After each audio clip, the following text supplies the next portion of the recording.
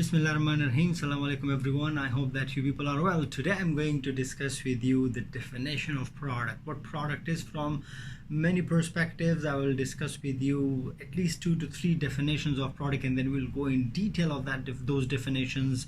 I'm starting a product chapter and I hope that you will be with me in this chapter, and I hope that you will enjoy. So let's get into the definition of product.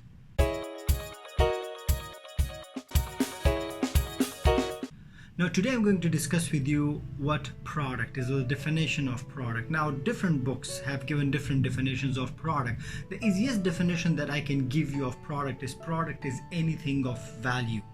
And that is what I told you in the very first or second video of this vlog, that when I was defining marketing and one of the 4 P's of marketing, I told you that product is anything of value. Product is anything that you offer to the market. Product is anything that the customer acquire or buy.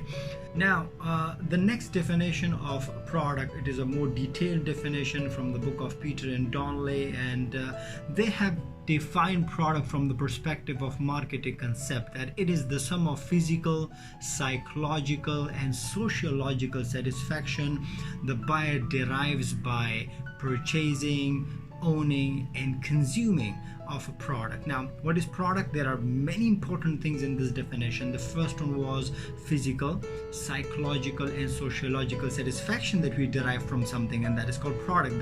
The next important thing in the definition is that by purchasing, owning and consumption, product is something that we purchase, own or consume.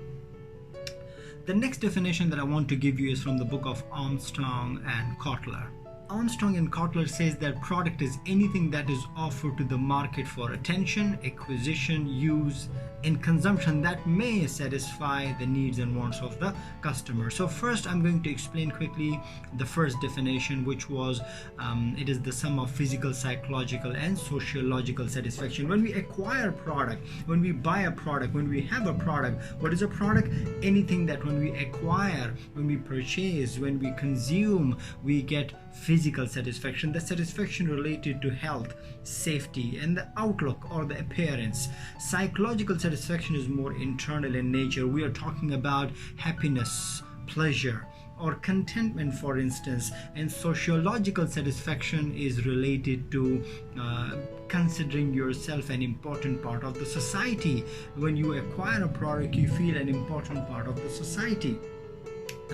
There are other 3 important things mentioned in the first definition. They were purchase, ownership and consumption. I want to highlight here that purchase is very common. When people go and purchase something, we purchase a product. But why is consumption and ownership separately written? Because many a times we own a product but we don't consume it, and many a times we consume a product and we are not the owner of a product. For instance, the example of leasing or the example of renting, for instance. When we rent a product, we don't own the product but we use it, or the owners of the product don't get a chance to use it and they rent it out. So the first definition was it is the sum of physical, psychological and sociological benefits or satisfaction that we get by purchasing, by owning and by the consumption of products.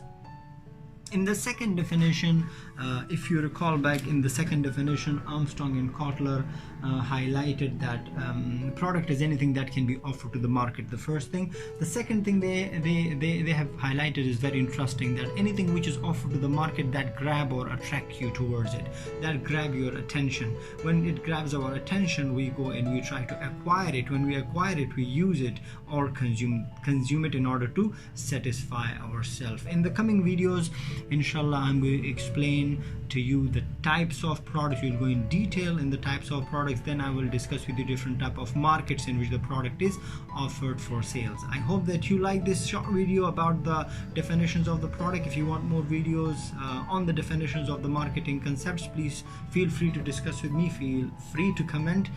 See you in the next video. Thank you. Bye.